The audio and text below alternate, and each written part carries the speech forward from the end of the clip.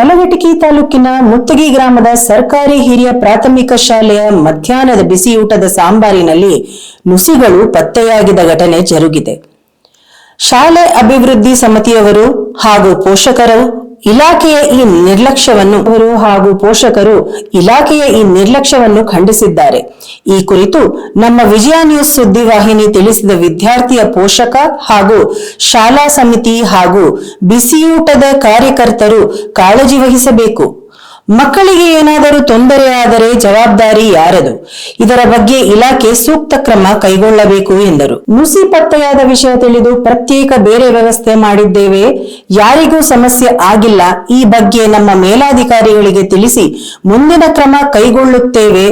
ಸರ್ಕಾರಿ ಶಾಲೆಗಳಿಗೆ ಊಟದ ಸಾಂಬಾರಿನಲ್ಲಿ ಇಂದು ನುಸಿ ಪತ್ತೆಯಾದ ವಿಷಯ ತಿಳಿದು ಬಂದಿದ್ದು 3-4 ಶಾಲೆಗಳಿಂದ ದೂರು ಬಂದಿದೆ. ಈ ಕುರಿತು ಮೇಲಾಧಿಕಾರಿಗಳಿಗೆ ತಿಳಿಸಿದ್ದೇವೆ.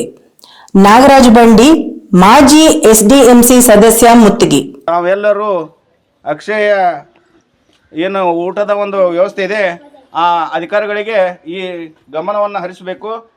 ಮೇನ್ ದಿವ್ಯಾ ಪ್ರಭು ಮೇಡಮ್ ಅವರು ಜಿಲ್ಲಾಧಿಕಾರಿಗಳು ಇದರ ಬಗ್ಗೆ ಒಂದು ಸೂಕ್ತವಾದ ಕ್ರಮವನ್ನು ತೆಗೆದುಕೊಳ್ಬೇಕಂತ ತಮ್ಮಲ್ಲಿ ವಿನಂತಿಯನ್ನು ಮಾಡ್ತಾರೆ.